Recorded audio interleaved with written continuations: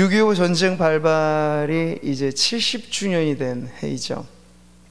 어제가 이제 딱 그 기념일이었는데 70주년 정도라고 한다면 참 대대적으로 기념할 만한 기념식도 좀 있으면 좋겠고, 또 전국적으로 이렇게 교회에서 같이 기도하는 시간을 갖는 것도 좋은데, 이 코로나19로 인해서 그 모든 것이 다 축소되고 약화되어져서 우리가 좀 아쉬움을 갖고 지나가긴 합니다. 그렇지만 이 70년의 세월이 우리들에게 가르쳐주는 이 묵직한 의미는 아주 큰 역사적인 교훈이 있어요.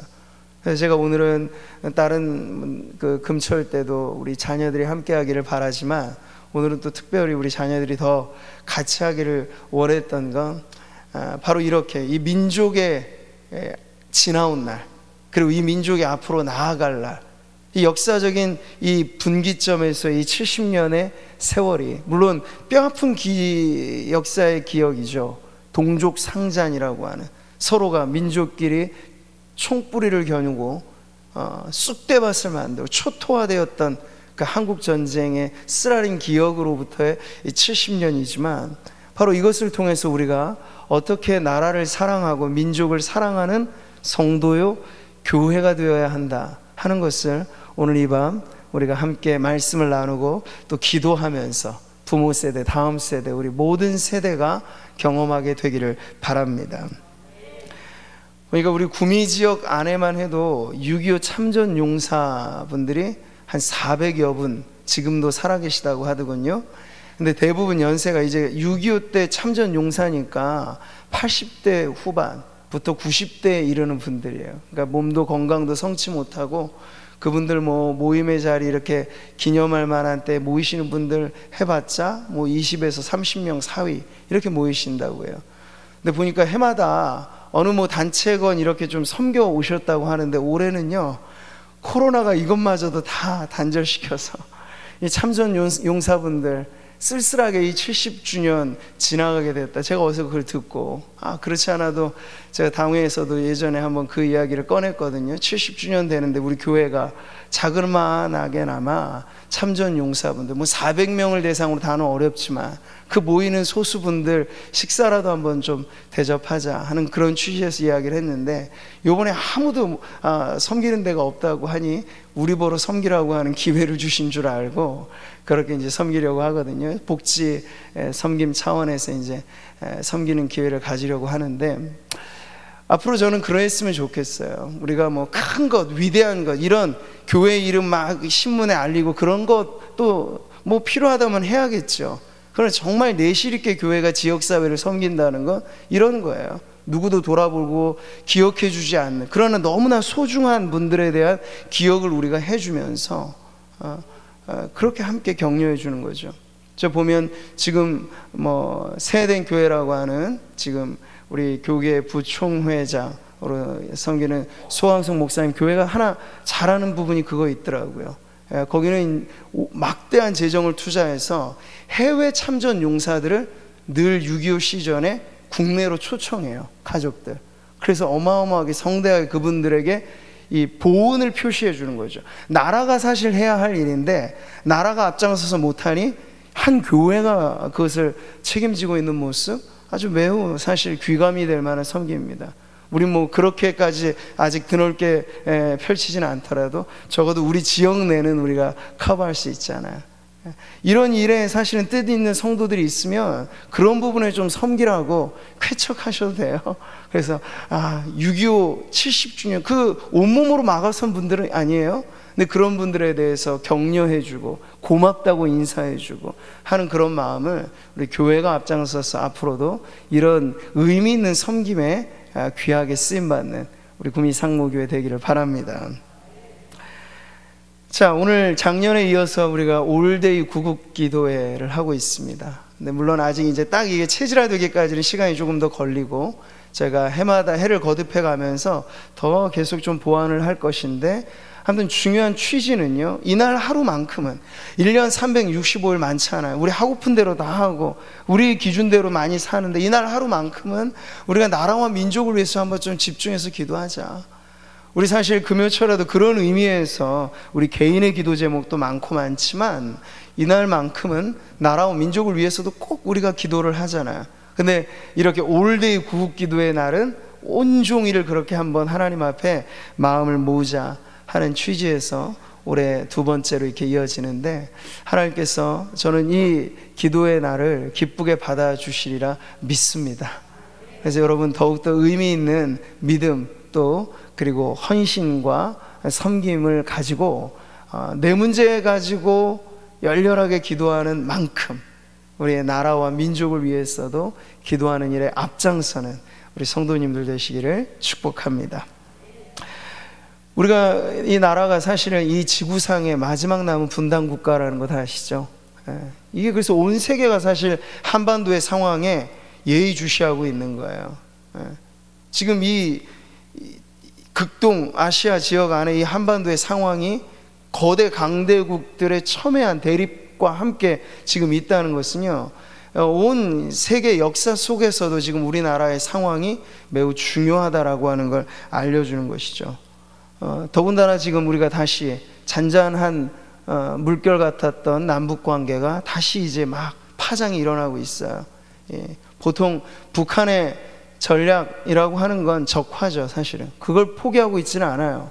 전술적인 부분에서는 많은 변화를 주겠죠. 유화 정책도 하겠고, 또 이렇게 뭐 대화와 협상의 테이블에 나오는 것 같기도 하고. 그런데 궁지에 몰리면 본색이 드러나요. 여전히 지금 보면 이 벼랑 끝 전술이라고 하잖아요. 언제나 사실은 북한의 방법은, 지금 경제가 우리나라도 힘들고 전 세계가 어렵다고 하는데 저기는 뚜껑이 안 열리니 사정을 다 모르잖아요. 근데 분명히 우리가 알 수 있는 건 거의 경제적으로 심폐소생술이 필요할 정도로 지금 막다른 길에 가 있는 거야. 달러가 거의 이제 바닥날 지경이라고 대부분 경제 전문가들은 이야기를 하죠. 그러니까 지금 살 길을 찾지 않으면 다 같이 그 안에서 망할 판이니 핵 가지고 또 무력의 시위를 지금 하고 있는 거예요. 그러니까 이런 북한, 우리가 지금 어떻게 대할까? 늘 대화와 타협과 협상이라고 하는 이런 원칙만 가지고 다루기 쉬운 대상이 아니거든요. 그러니까 우리는 이러한 이 풍전등화와 같은 남북에 다시 위기가 고조되어지고 있는 상황이야말로 경종소리인 거죠. 나라와 민족을 위해서 기도하라. 기도하지 않고는 이 문제를 타개갈 만한 해결책이 우리에게는 없다는 것을 주님이 말씀하시는 이때이니만큼 우리가 오늘 나라와 민족을 위해서 기도한다는 건 매우 중요한 우리의 신앙의 하나님 앞에서의 책임이 된다고 믿습니다. 이는 힘으로 되지 아니하며 능력으로 되지 아니하고 오직 나의 영으로 되느니라. 이게 성도 개인의 구원 문제뿐만 아니라 교회의 문제뿐만 아니라 우리 남북 간의 문제, 이 나라의 문제에 있어서도 동일한 원리 아니겠습니까? 인간의 힘 가지고 안 돼요. 정치 공세 가지고 안 돼요. 오직 하나님의 은혜로만, 이 잿더미 속에 이 나라 이 민족이 여기까지 기적 같은 한강의 기적을 이루고 새마을 운동을 펼치고 하면서 잘 사는 나라, 예전에는 잘 살아보세가 우리의 노래였는데 이제는 잘 사는 나라가 되었는데 여전히 감사와 행복과 이런 만족의 지수들은요 70년대 아니 60년대보다 더 저조하고 있는, 그래서 젊은이들은 헬조선이라고 하는 말을 서슴없이 해요. 서슴없이 마치 지옥 같은 나라라고 표현하는 그 끔찍한 소리들이 우리 국민의 입에서 지금 나오고 있다는 건, 여러분 우리의 지금 이 나라의 현 주소가 매우 위태롭다 하는 걸 지금 보여주고 있는 거죠. 하나님밖에는 방법이 없는 거예요, 여러분. 예전에도 그랬거니와 지금도 우리의 민족의 나라의 운명은 하나님이 쥐고 계신 줄 믿습니다. 대통령이 아니에요. 트럼프도 아니에요. 미국도 아니에요. 중국도 아니에요. 이 나라의 운명, 이 민족의 운명 우리 하나님이 쥐고 계신 줄 믿으시기 바랍니다. 물론 국제 정세를 하나님이 사용하시겠죠. 나라와 모든 역학관계를 이용하시겠죠. 그러나 이를 이루시는 이는 여호와 하나님이신 줄 믿을 때 우리는 확신하면서 주변 정세가 아무리 어렵고 힘들어도 하나님만 변하지 않으면 우리는 소망이 있는 것입니다. 근데 다행히도 하나님 변치 않는 분이시래잖아요. 하나님은 긍휼과 자비와 은혜와 능력이 조금도 변하지 아니하시는 분이라 하시니 오늘도 변치 않는 하나님의 사랑 안에서 이 나라가 다시 한번 새롭게 일어나게 되기를 소망합니다. 1989년이 역사적인 해였습니다. 31년 전이죠. 그게 무슨 해였는지 기억하세요? 역사 퀴즈. 1989년 도대체 무슨 일이 있었나? 베를린 장벽이 무너진 해죠. 동독과 서독이 하나. 지금 그래서 한반도의 상황을 연구하는 많은 사람들은 지금 가장 가까운 모델로, 가장 긍정적인 모델로 생각하는 게 동서독이 하나 되어지는 사건이었어요. 근데 여러분, 그때 그 역사의 사건이 사람들, 하나님 믿지 않는 사람들에게는 정말 이게 우연 같은 일로 이뤄진 거예요. 서로 양계 그 지도자들이 합의해서 자, 우리 나라를 정해놓고 장벽을 허뭅시다. 그래서 일어난 게 아니고, 동독의 어느 공보관이 말이죠, 여행 자유화에 대한 문제를 가지고 이야기한다는 것이 그만 이제 즉시 국경 개방이라고 사람들이 알아듣게끔 그게 전해진 거예요. 그래서 삽시간에 사람들이 베를린 장벽에 모여가지고 이게 이제 합법화된 일이다, 개방이 되구나 해서 밀어버렸어요. 그래서 지도자들이나 다른 모든 사람들이 도모해서 된 일이 아니라 그렇게 정말 부지불식간에 일어나게 된 사건이 베를린 장벽이 허물어진 사건이에요. 그로부터 30년, 너무나 갑작스럽게 발생한 일이기 때문에 그들이 대비한다고는 했지만 대비가 다 안 되죠. 서독의 경제력이 엄청났지만 동독을 다 흡수하지는 못했어요. 체계가 워낙 서로 다르다 보니 서로 동화되는데 지금까지도 동독과 서독 안에는요, 이질감이 다 해소가 되지 않았다고요. 근데 동독도 서독도 갈라지고 그렇게 체제가 이원화된 체제였다면 우리는요, 70년의 그 이상의 세월, 해방 이후 갈라지고 나서부터 지금까지 이제는 북한의 말씨도 우리가 알아들을 게 많이 없어지고 있어요. 단어조차도 생소하고 문화는 더더구, 체제는 완전히 상극 되어지고 있으니 그냥 덮어놓고 무조건 통일하자 된다고 지금 될 문제는 아닌 건 확실해요. 그러나 여러분, 중요한 건 우리에게 그런 소망이 있느냐는 거죠. 방법은 하나님이 고안하시면 베를린 장벽이 무너진 것 같은 일들이 지금도 우리 가운데 얼마든지 일어나지 말란 법이 없습니다. 다 똑똑한 사람들이 세계를 움직이는 것 같죠? 그런데 역사적인 사건은 다 하나님이 움직이셨어요. 보세요. 사람의 머릿속에 나오지 않아요. 아무리 경제 전문가, 외교 전문가, 이 미래 전문가 이야기를 해도요, 역사의 수레는 하나님이 돌리세요. 우리가 그런 믿음을 가지면 이 남북한의 상황이 어떻게 하나님의 은혜 가운데 바뀌게 된다라고 하는 것, 김정은도 몰라요. 대통령도 몰라요. 오직 하나님의 지혜 가운데, 하나님의 은혜 가운데, 하나님은 다만 저울에 달아보시겠죠. 이 민족이 얼마나 그걸 열망하고 있고 또 교회가 얼마나 깨어서 기도하고 있는가. 때가 차면 하나님은 이루실 줄 믿습니다. 70년의 세월이 그냥 온 것 아니거든요. 이미 천국에 돌아가신 우리 많은 믿음의 선배들이 지금껏 눈물로 기도해왔던 게 조국의 통일 아닙니까? 지금 그런데 여러분, 안타깝게도 청소년 중에 10명 중에 2명 꼴은요, 통일의 필요성을 전혀 느끼지 못한다고 해요. 그리고 성인을 대상으로 설문조사에도 10명 중에 8명이 통일보다는 경제가 우선이다. 그러니까 경제 문제가 해결되지 않는 한 통일은 절대 불가다, 이런 입장을 갖고 있으니 관심이나 그런 열망은 이산가족에 해당되어지는 분들 몇몇 제외하고는 어느 누구도 사실 이걸 달갑게 생각하지 않는 거예요. 주판을, 계산기를 두드리면 사실은 답은 안 나와요. 통일 비용이라는 게 엄청난 것이, 천문학적인 그야말로 비용이 드는 것이기 때문에 쉽지 않은 거죠. 근데 하나님은요, 이런 경제 문제, 다른 어떤 문제가 아니라 북한에도 지금 추상컨대 12,000명 정도의 지하교회 성도들이 생존해 있다고 해요.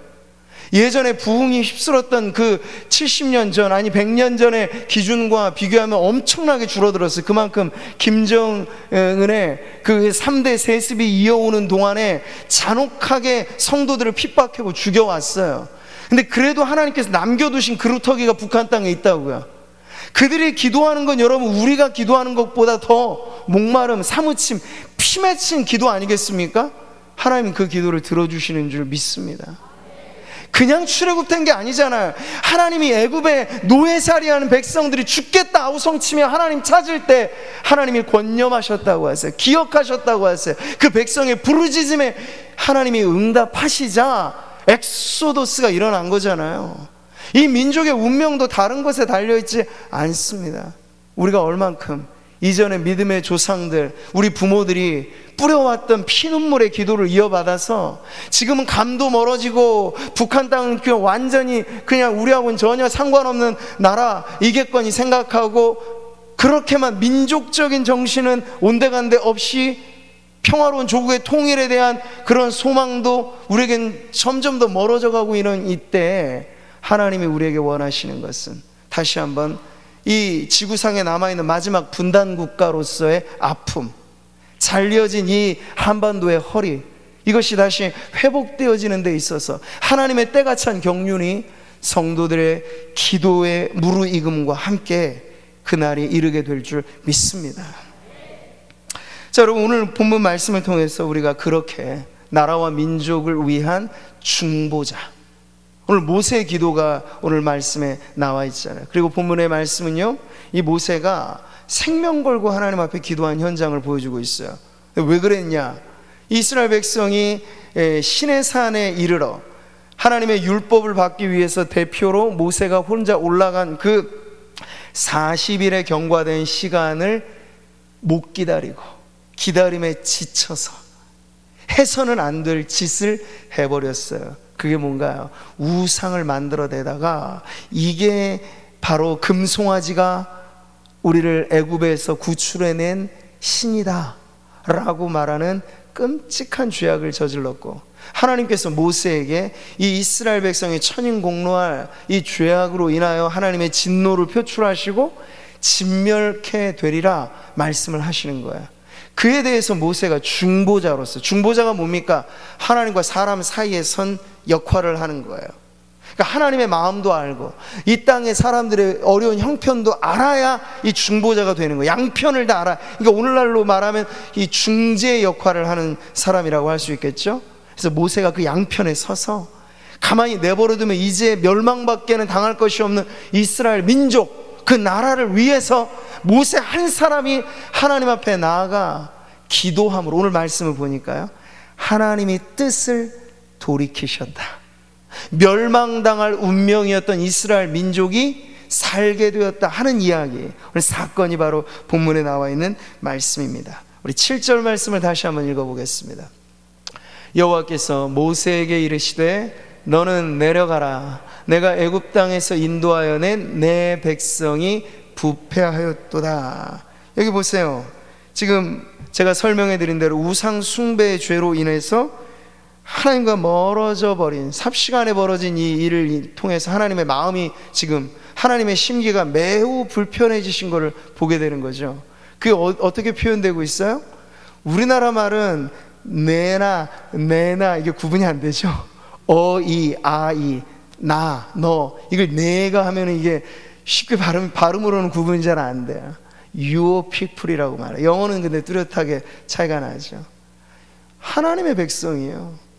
애굽에서 구출해 내실 때 하나님이 책임지고 구출해 내신, 모세는 대리의 역할을 했을 뿐이에요. 말하자면 대리기사를 했을 뿐이에요. 근데 지금 하나님의 마음이 얼마나 불편해지셨는지 모세한테 너의 백성이라고 말하고 있어요. 당장 멸해버리겠다고 하나님께서 그렇게 말씀해주고 있는 거죠.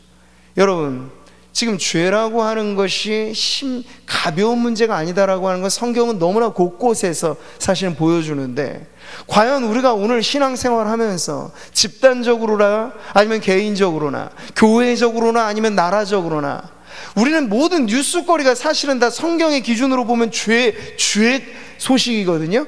어디서 죄를 범했더더라, 저 국가 지도자나 아니면 정치 지도자나 누구나 이 잘못된 행실을 하게 되면 그 죄를 지은 사건이 보도되는 거야. 청소년들의 비행은 죄를 저질렀다는 사건이에요.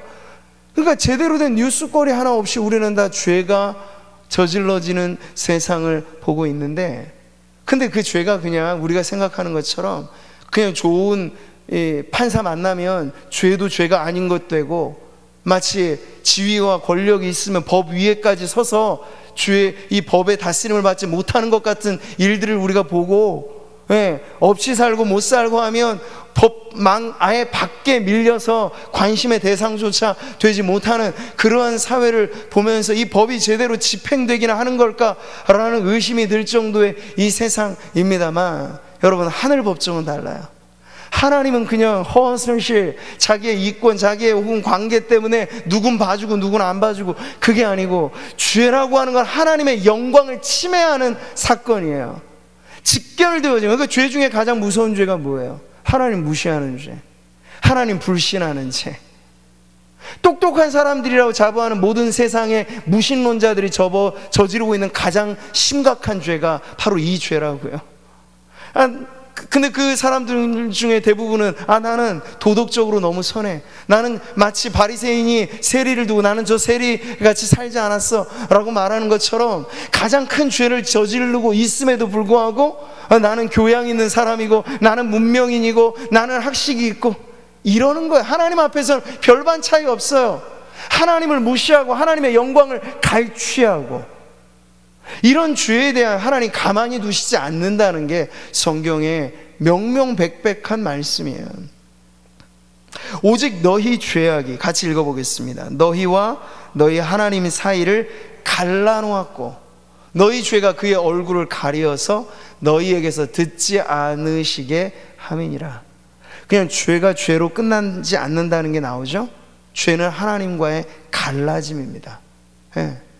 죄가 있는 곳에 하나님이 영광을 받지 않으세요. 보세요.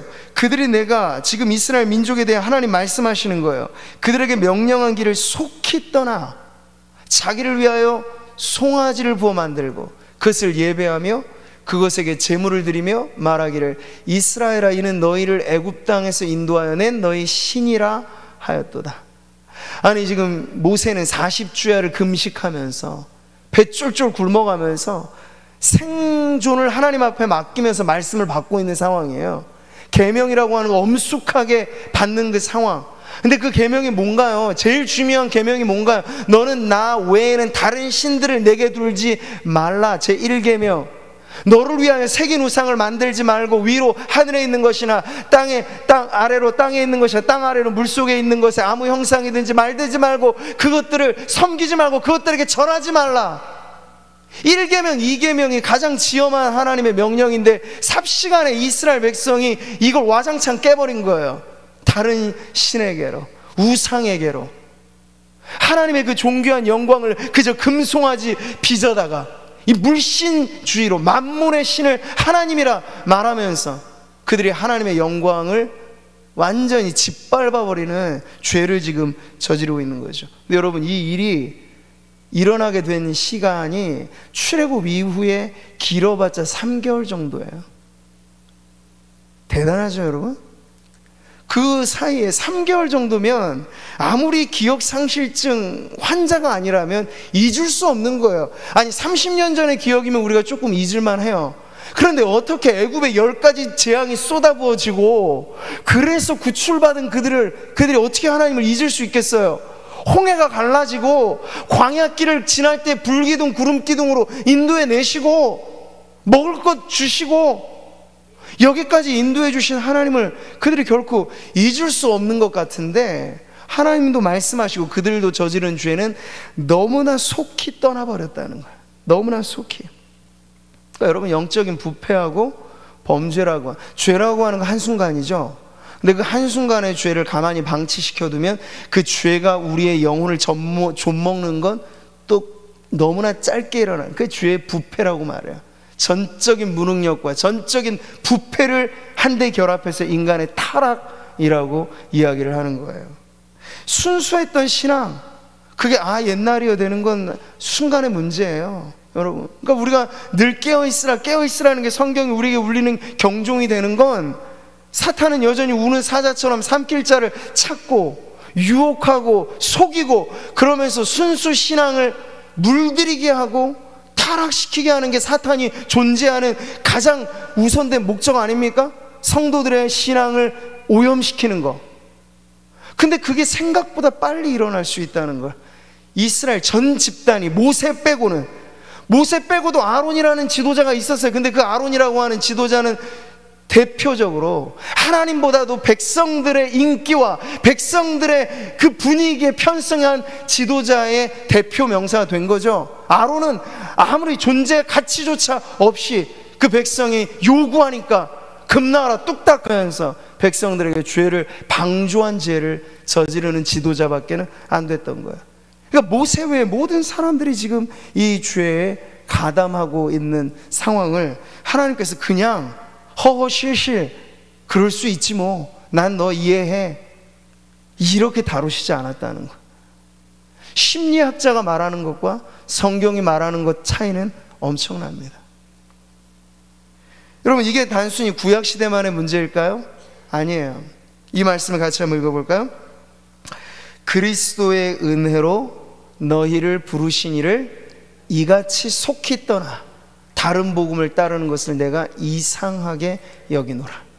초대교회 중에서 갈라디아 교회, 바울이 개척하고 든든하게 서 있던, 근데 그 시간이 그리 길게 경과되지 않은 상황에서 바울이 듣자니 이 갈라디아 교회가 다른 오늘로 말하자면 이단에 미혹되어서 교회 전체가 들썩거리게 됐다는 걸 들은 거예요. 그러니까 바울이 이 소식을 듣고 너무나 분이 나고 열이 나서 바울의 편지 중에 가장 바울의 감정적인 여과되지 않는 심리가 잘 드러나 있는 게 갈라디아서거든요. 이 안에서 엄청나게 바울이 막 가슴을 치면서 통탄에 맞이하는 거. 어떻게 이렇게 쉽게 빨리 그리스도의 은혜로 여러분을 구원하신 이를 떠날 수 있습니까?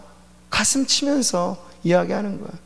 그럼 구약의 백성들만 아니고 신약의 초대교회, 우리가 그 순수하다고 말했던 그 초대교회마저도 이런 문제가 있다는 것을 보면 오늘의 교회야, 세속화가 이미 교회 문턱 안에 다 들어와서 잠식해 버릴 정도, 이게 세상인지 교회인지 구분이 잘 안 될 정도로 자녀들이 받는 신앙의 교육이라고 하는 것 세상 문화의 연장 정도의 선에서 그저 교회에서 가르치는 하나의 다른 특별 과외 교육 정도로만 취급되어지는 이러한 시대라고 한다면 빨리 떠나는 이 이탈 현상은 훨씬 더 가속화되어지기 쉬운 문제라는 걸 알 수 있는 거죠. 자, 그래서 여러분 보세요. 하나님께서 이 속히 떠난 이 죄의 구렁텅이에 완전히 자원에서 빠져버린 사람들에게 대해서 이렇게 말씀하세요. 그런즉 내가 하는 대로 두라. 내가 그들에게 진노하여 그들을 진멸하고 너를 큰 나라가 되게 하리라. 여러분, 죄로 인한 오염과 부패가 그걸로 끝나지 않는다는 걸 지금 보여주고 있는 거예요. 죄는 하나님의 진노를 일으키는 것입니다. 네. 아담의 첫 범죄의 순간부터 여러분 생각해 보았어요. 낙원, 에덴, 기쁨의 동산이잖아요. 근데 거기서 죄를 저질러 버리니까 하나님께서 참아보지 않고 쫓아내 버리잖아요. 낙원에서 추방당한 건 한순간의 문제였어요. 네. 노아 시대 여러분 보세요. 수많은 사람들, 그런데 그 땅이 관영할 정도로, 그러니까 온갖 그 시대도 마찬가지예요. 뉴스거리가 들리는 소리가 다 죄지었더라더라, 죄지었다, 죄지었다, 그 소리가 가득 차니까 그게 뉴스로만 끝나지 않는다는 거야. 왜? 하나님의 지배권이 있잖아요. 이 땅의 주인이 우리가 아닌데 마음 놓고 우리가 막 이상한 거 다 먹고 뭐 하다못해 박쥐도 잡아먹고, 바이러스가 왜 이렇게 침투가 됐어요? 우한이라고 하는 지역에서 왜 발생했어요? 굳이 먹지 말아도 될 것들을 먹어버리는 거예요. 네.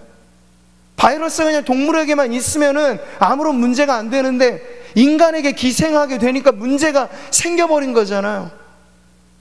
하나님 그걸 가만히 보실까요? 하나님의 주권을 침해하고 하나님의 창조 세계를 인간이 발전이라는 미명 아래 마음껏 짓밟고 사막화시키고 초목은 다 불살라버리고 좋은 짐승들 다 잡아버리고 백 만들고 옷 만들고 허영을 위해서 자기의 만족을 위해서 하나님이 지으신 이 아름다운 세계를 짓밟으니 이 세계가 도로 이 세상에게 저주거리가 되는 거예요. 재해가 일어나는 거죠. 비가 한번 쏟아지면 홍수가 되어버리는 거고, 불이 한번 나면 호주라고 하는 그 거대한 지역을 다 태워버리게 되는 거예요. 근데 이게 여러분 시대마다 하나님께서 주신 하나님의 진노의 표현이 아니고 무엇이겠습니까? 하나님이 어디 멀리 계신가요? 호주 산불이 났을 때 하나님이 어디 멀리 계십니까? 지금 코로나19의 사태가 전 세계적으로 발생했을 때 하나님이 어디 안드로메다에 거기 지금 휴양지에 가 계신 거예요? 우리 가운데 계시잖아요. 우리와 함께 계시잖아요. 그런데 우리 안에 이런 끔찍하고 힘겹고 어려운 문제가 일어나는 여러 가지 많은 원인들을 말하겠습니다만, 우리는 우리가 저질러버린 죄의 문제에 대한 현대판 하나님의 진노와 심판이라고 하는 것을 우리 사실 피할 수 없는 그런 변명으로 지금 대하고 있는 것이에요. 하나님 믿지 않는 학자들도 하는 말이에요. 이게 인간, 지금 코로나19가 인간이 자초한 재앙이라고 하는 건, 이미 예고된 재앙이라고 하는 건, 세계관이 모니해서 모든 사람들이 지구촌을 만들어버리니까 우한이라고 하는 작은 도시에서 일어난 질병이 삽시간에 유럽에 퍼지고 미국에 퍼지고 한국에 퍼지고 온 세계를 집어버렸잖아요. 이게 우리가 만들어가려고 하는 세계화의 또 다른 어두운 그늘이 아니고 무엇입니까? 도시들이 지금 다 파괴되고 있잖아요. 세계 인구의 절반 이상이 도시에 몰려 있어요. 사람들의 모든 관계가 다 도시화 되어지고 있어요. 그러니 그렇게 찬란하게 높은 건물은 온전히 다 집중되어 있는 도시에 사람들의 지금 고통의 아우성이 처지고 있는 거죠. 사랑하는 성도 여러분, 인간의 범죄는 인간의 범죄로 끝나지 않습니다. 사람끼리 서로 봐주고, 야, 이거는 좀 안 되니까 어떻게 해결, 그 문제가 아니에요. 모든 죄는 하나님의 영광을 침해하는 것이에요. 최후의 심판까지 유보된 심판이 있고, 어떤 것은 하나님께서 이 세상에서 하나님의 진노를, 하나님의 심판을 내리시는 부분도 있습니다. 물론 그러니까 우리는 어떤 경우이든지 죄가 죄로 끝나지 않는다, 죄에는 벌이 있다라고 하는 성경의 분명한 사건과 가르침을 잊어서는 안 된다는 거예요. 하나님의 진노가 불의로 진리를 막는 사람들의 모든 경건하지 않음과 불의에 대하여 하늘로부터 나타나나니, 뭐가요? 하나님의 진노가, 하나님의 진노가. 가장 은혜로운 이 복음의 편지라고 불리는 로마서의 서두가 말해주고 있는 건 하나님의 진노로부터 우리가 어떻게 하면 구원을 받을 수 있을까의 문제지, 우리 잘 살고 있는데 조금 더 투자해서 지상 낙원에 갈 수 있는 방법을 가르쳐 줄게요, 이게 구원이 아니에요. 온 인류가 죄 가운데, 그러니까 여러분, 지옥 형벌이라고 하는 말을 무슨 판타지에서 얼마 나올 법한 그런 이야기로 요즘에 가상이 실상이 되어지고 있는 그런 가상 세대에 많은 사람들이 지옥의 개념을 그렇게 오해하고 있지 않을까 저는 모르겠어요. 근데 여러분, 절대 그렇지 않아요. 지옥은 엄연히 싫지 않은 곳입니다. 사랑의 왕이신 예수님께서 지옥에 대하여 이렇게 말씀하셨어요. 같이 한번 읽어볼까요? 만일 내 눈이 너를 범죄하게 하거든 빼버리라. 한 눈으로 하나님의 나라에 들어가는 것이 두 눈을 가지고 지옥에 던져지는 것보다 나으니라. 거기에서는 구더기도 죽지 않고 불도 꺼지지 아니하느니라. 사람마다 불로써 소금 치듯함을 받으리라. 이보다 생생한, 정말 이건 보지 않고서는 말할 수 없는 상세 묘사이거든요. 어떻게 아실까요?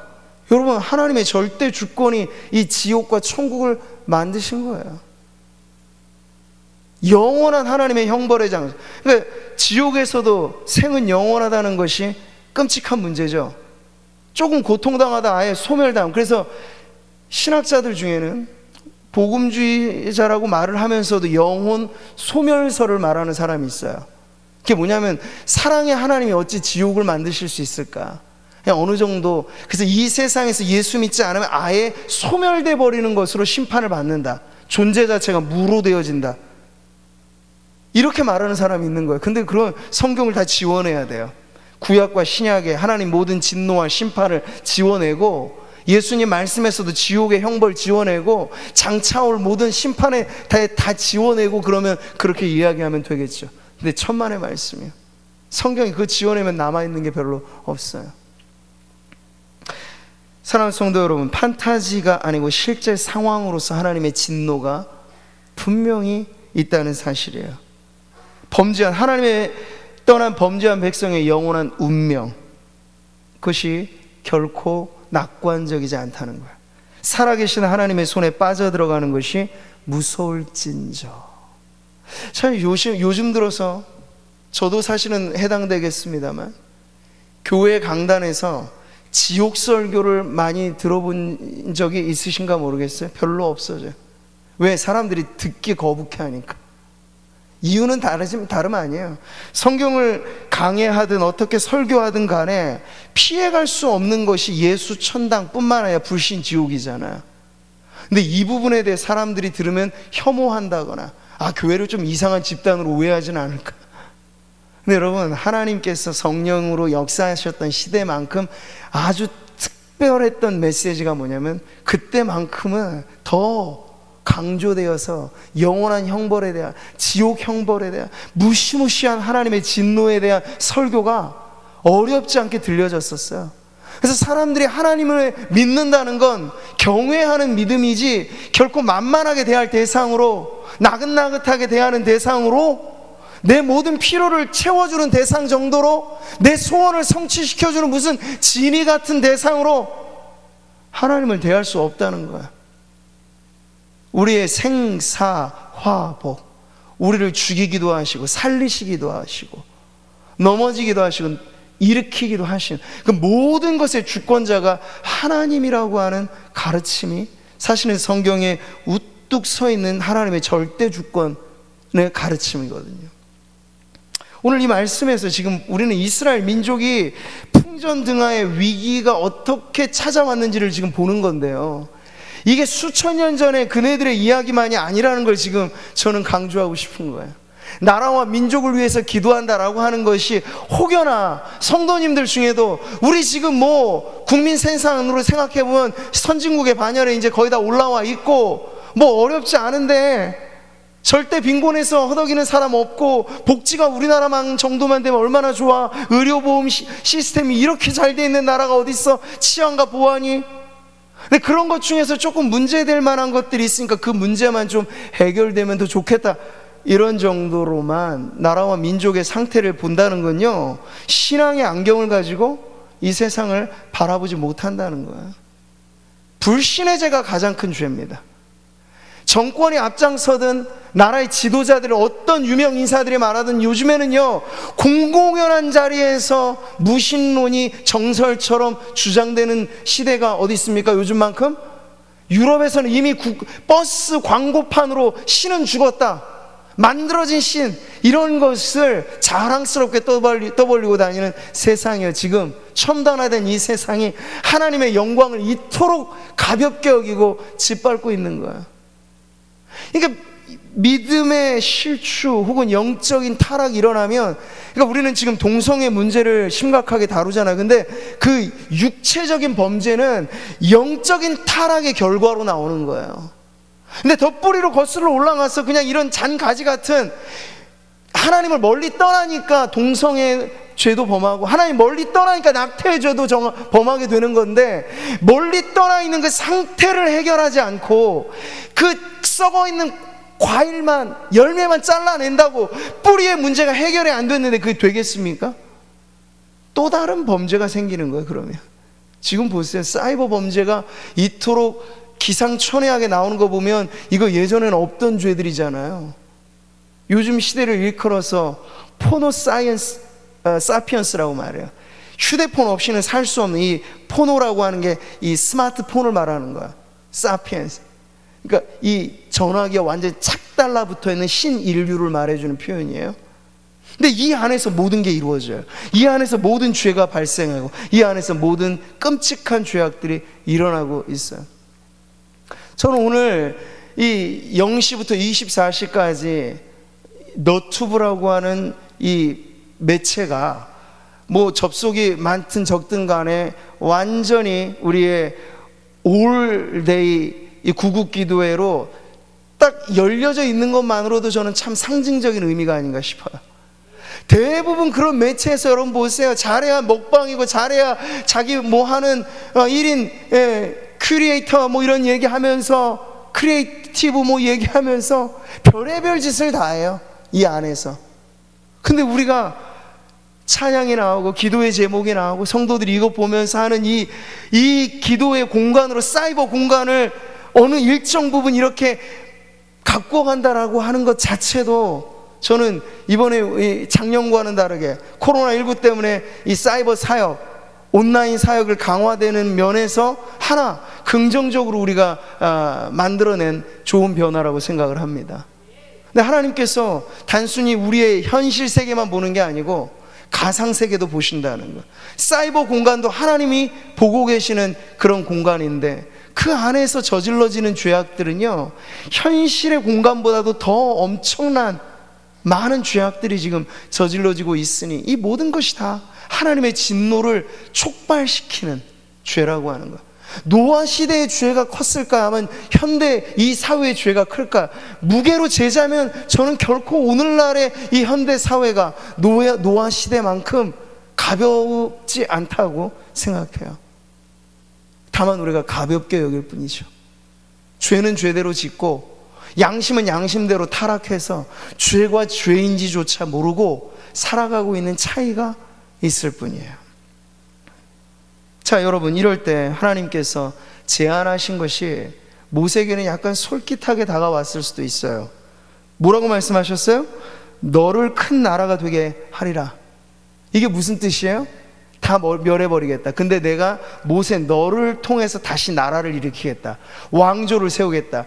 이전까지의 모세는요, 잘해봤자 인도자예요. 광야 시대를 이끌었던, 출애굽을 이끌었던 그런 영도자, 지도자로는 존경을 받죠. 근데 여러분, 아브라함의 위상은 그거보다 큰 것 아니에요? 아브라함은 왜냐하면 민족의 시조거든요. 시조.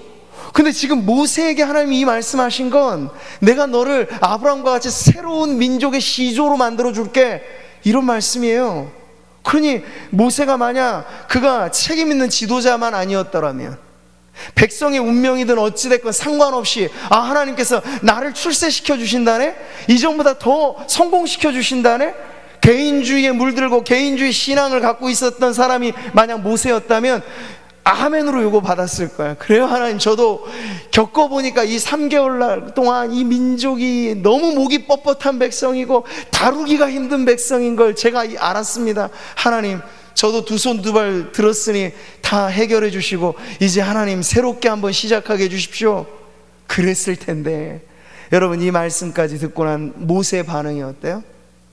이제서부터 나오는 이 모세의 기도란 바로 중보자로서 하나님과 사람 사이에 서서 이 땅에 죽어 마땅할 백성들의 죄악을 끌어안고 의로우신 하나님 앞에 기도하면서 살 길을 열어가는, 그러니 예수님께서 오셔서 이 모든 중보직을 완수하신 게 십자가와 부활인데, 모세가 예수님 오시기 이전에 예수님의 그 역할을 그림자처럼 보여주고 있는 대목이 지금 오늘 모세의 기도에 나와 있는 거예요. 11절 같이 한번 읽어보겠습니다. 시작. 여호와여, 어찌하여 그 큰 권능과 강한 손으로 애굽 땅에서 인도하여 내신 주의 백성에게 진노하시나이까. 여기 제가 강조해서 읽은 부분이 있죠? 이게 차이가 나는 거예요. 하나님은 불편한 심기를 어떻게 표현하셨어요? 네 백성, 이렇게 돌려버리셨어요. 거의 유기시켜버리겠다, 호적에서 파겠다, 이런 심정이 묻어나오는 거죠. 근데 모세가 하나님께 매달리기 시작했을 때 모세는 이스라엘 백성의 위치를 다시 살그머니 원래대로 올려놓는 거예요. 어떻게 해요? 이들은 잘하느니 못하느니 해도 주의 백성입니다. 이들이 누굽니까? 큰 권능 강한 손, 애굽에서 장정만 60만, 인구하면 200만의 혹가는 엄청난 대무리를 엑소도스 시키시니까 하나님 아니십니까? 이들이 누구입니까? 하나님의 백성 아닙니까? 이렇게 지금 하나님과 이 범죄한 이스라엘 백성 사이에 중보자로 서서 하나님 앞에 기도하기 시작했을 때 모세가 처음 하나님 앞에 간구한 호소한 내용은 끊어진 관계를 회복시켜주는 거예요. 끊어진 다리를 연결하는 거죠. 왜? 그게 이들의 살 길인 줄 알았기 때문에. 행동 조목조목 하나 둘 이런 문제가 아니고 근본된 죄는 하나님과의 관계를 끊어놓는 거라고 했죠. 죄의 용서는 뭔가요? 다시 하나님과의 관계가 회복되는 거예요. 그러니까 모세의 중보기도 안에는 바로 이 원리가 잘 담겨져 있는 거죠. 끊어져 버릴 듯한, 진멸해 버리겠다, 아예 없애버리겠다는 하나님의 이 엄청난 말씀 앞에 이스라엘 백성이 당신의 백성입니다 라고 그 관계를 회복시켜 놓는 역할로 그 기도를 하고 있는 것이죠. 이사야 선지자도 길게 그의 기도에서 이런 원리로 기도하고 있습니다. 같이 한번 읽어보겠습니다. 주는 우리 아버지시라. 아브라함은 우리를 모르고 이스라엘은 우리를 인정하지 아니할지라도 여호와여, 주는 우리의 아버지시라. 옛날부터 주의 이름을 우리의 구속자라 하셨거늘 여호와여, 어찌하여 우리로 주의 길에서 떠나게 하시며 우리의 마음을 완고하게 하사 주를 경외하지 않게 하시나이까. 원하건대 주의 종들 곧 주의 기업인 지파들을 위하사 돌아오시옵소서. 여기 이사야 선지자의 기도도 중보기도예요. 중보기도의 원리는 죄로 인하여 끊어진 관계를 다시 엮어놓는 거죠. 그래서 우리가 주의 백성으로서 우리는 죄인입니다만, 죄짓고 끔찍한 상태에 떨어져 버렸습니다만, 그러나 하나님, 우리가 여전히 주의 백성이 아닙니까? 우리를 불쌍히 여겨주십시오 라고 하소연하고 애원하고 간청하는 건 하나님이 자녀 삼으시고 하나님이 백성 삼으신 그 관계로부터 출발하는 기도라는 거죠. 오늘도 우리가 이 민족을 끌어안고 이 나라를 위해 기도한다는 것은 바로 그러한 동질감이 있어야 돼요.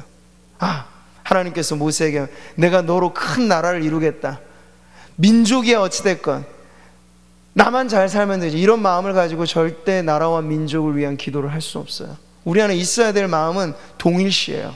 이 민족의 운명이 나의 운명과 같다. 그래도 여러분, 이스라엘이라고 하는 그 조그만 땅덩어리를 갖고 있는 나라가 엄청난 위기를 가지면서도 지금껏 자주 국방이라든지 지금 세계의 무대에서 미국이나 어느 나라하고 비교해도 이스라엘이 절대 기죽지 않는 나라잖아요. 근데 그들 안에 가지고 있는 국민성이라고 하는 건 어느 정도냐면, 전쟁이 발발할 당시 밖에 안전하게 살아가고 있는 젊은이들이 오히려 그걸 다 포기하고 나라를 지키기 위해서 이스라엘로 몰려드는 나라가 그 나라야. 오늘로 말하자면 우리는 정반대의 위기가 있어요. 나라가 조금 어렵다고 하면 티켓 끊을 수만 있으면 빨리빨리 티켓 끊고 떠나버리려고 하는 사람들이 속출하는 게, 만약 이 나라라면 지금 우리는 위험이 찾아와서가 아니라 위험이 있기 전부터 이미 이 안에는 나라를 위하는 마음, 민족을 위하는 마음, 누구에게나 그것이 찾아볼 수 없는 그러한, 아니 텅 비어져 버린 민족이라고도 볼 수 있는 거죠. 옛날에 민족의 성각자라고 불렸던 분들, 일제 치하든지 공산주의가 밀려왔을 때 그것을 목숨을 걸고라도 지키고자 했던 우리 신앙의 선배들은요, 그렇지 않았어요. 살 기회가 있어도 그거 마다하고 반납하고 나라와 민족을 위해서 자발적으로 고통당하고 자발적으로 희생하였던 이런 분들이 있었기에 사실 우리가 이 70년의 세월이 그냥 주어진 게 아니고 그 터 위에 우리는 별로 한 것도 없는데, 사실 이 우리 믿음의 이 선배들이 이룩해 놓은 이 피땀 어린 수고 위에 우리가 지금 불로소득이라고 말해도 틀리지 않을 복을 누리고 있는 거예요. 근데 지금 와서 이 문제가 70년이 지나고 거의 3세대가 되어지는 거잖아요. 전쟁 발발 이후에 3세대로 넘어오면 전쟁을 기억하는 이도 없고 나라와 민족을 내 몸같이 여기는 이도 없는 이러한 때 문제가 터져보세요. 문제가 해결될 건 전혀 기대할 수 없을 겁니다. 모세가 우리에게 보여주는 건 끊어진 관계를 연결시켜주는 그 중보자로서의 역할에 그 마음이 절대 민족의 운명을 자기와 구분시키지 않고, 이들이 죽으면 나도 죽는다. 그래서 나중에 32장 뒷부분에 나오는 모세의 기도가 유명하잖아요. 주의 책에서 내 이름을 지워버려 주십시오. 생명책에서 내가 지워지는 한이 있어도 이 민족은 살아야겠습니다. 이게 모세의 기도였어요, 여러분. 이스라엘 민족은 모르죠. 그 산에서 모세가 어떻게 기도했는지 아마 그때는 잘 몰랐을 거예요. 그 기도가 있었기 때문에 완전히 진멸될 이스라엘의 위기가 극복되었다라고 하는 걸 그들은 몰랐을 거예요.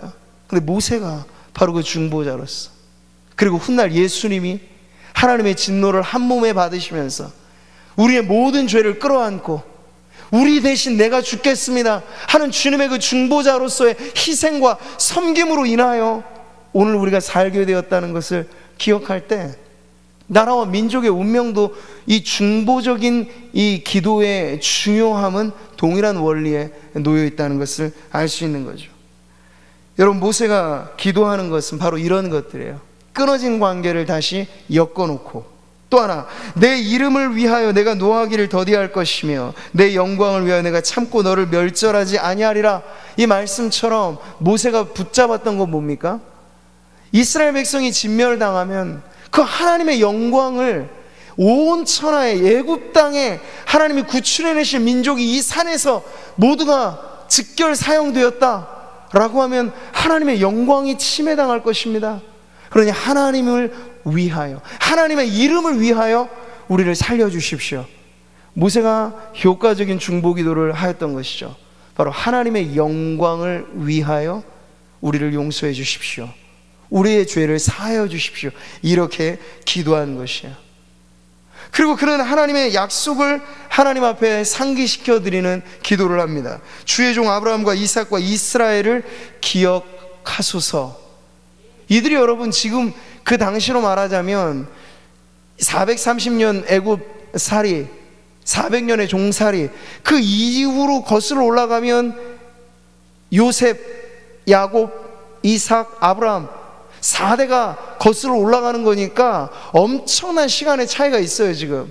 근데 모세는요, 그 오래전 인물인 아브라함을 들추어내면서 아브라함과 약속하신 하나님의 약속이 유효한 건 수백 년이 지난 지금에 이르러서도 똑같다라고 하는 걸 믿었기 때문에, 하나님 보십시오, 아브라함을 불러다가 그 자손이 하늘의 별과 같이 바다의 모래같이 번창하리라 약속하신 이가 하나님 아니십니까? 그런데 우리를 죽이신다니요? 그럴 수 없습니다. 아브라함에게 하신 약속을 기억하사 우리를 용서해 주십시오.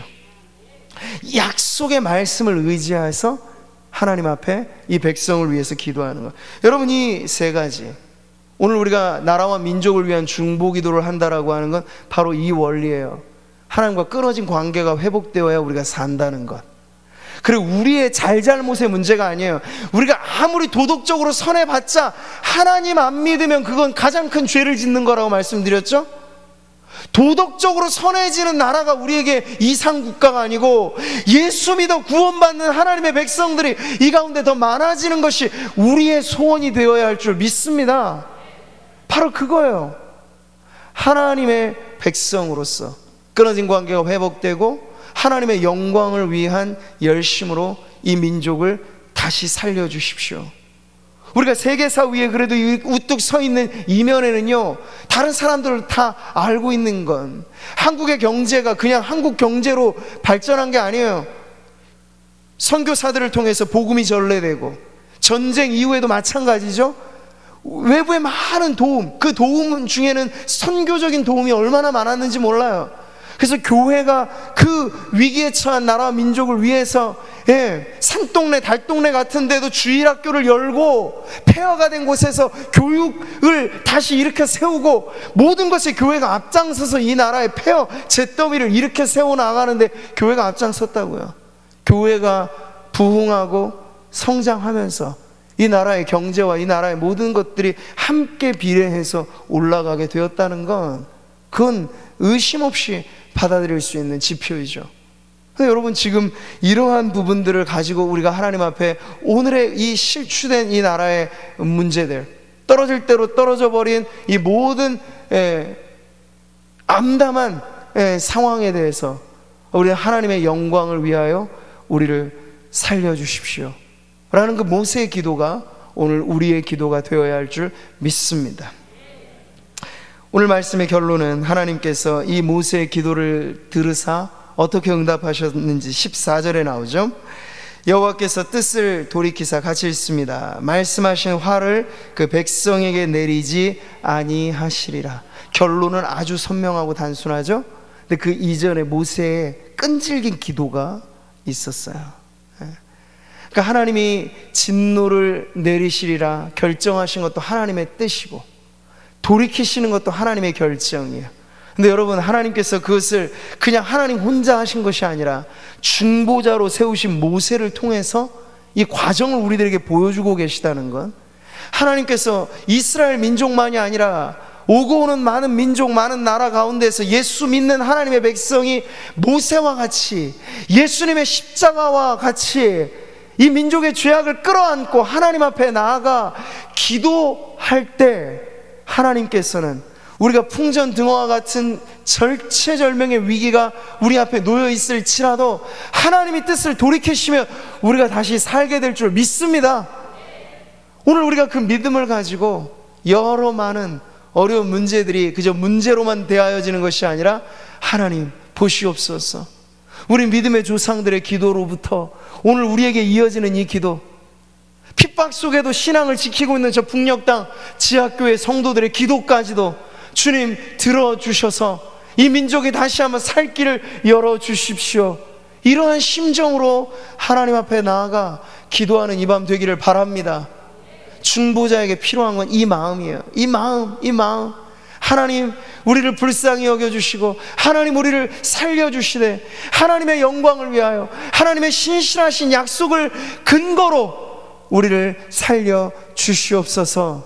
그렇게 기도할 때 오늘 죽기 직전의 자리에서 다시 구사회생한 이스라엘 민족의 이 이야기가 오늘 이 나라의 민족에 처한 이 위기와 어려움을 극복하게 하는 소망의 말씀이 되게 주님의 이름으로 축원합니다.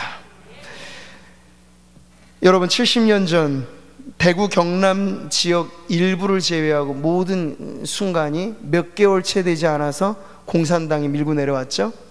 그 역사를 우리는 역사책에서 저는 들어서 알고 있습니다만, 얼마 남지 않은 이 좁은 낙동강 전선 최후의 전투를 앞두고 있는 상황, 근데 불보듯 뻔한 상황이었어요.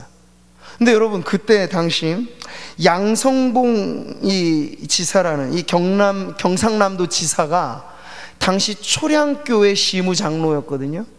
이 양성봉 장로님이요, 초량교회를 열어놨어요. 그때 누구에게 열어놨냐면 250명가량 되는 이 떠밀려 내려온 교역자들의 거처하는 자리로 이 초량교회를 열어놨어요. 그랬더니 여러분, 교회가 당연히 그 위기의 순간 교역자들이 모였으니 뭐 했겠습니까? 기도했겠죠.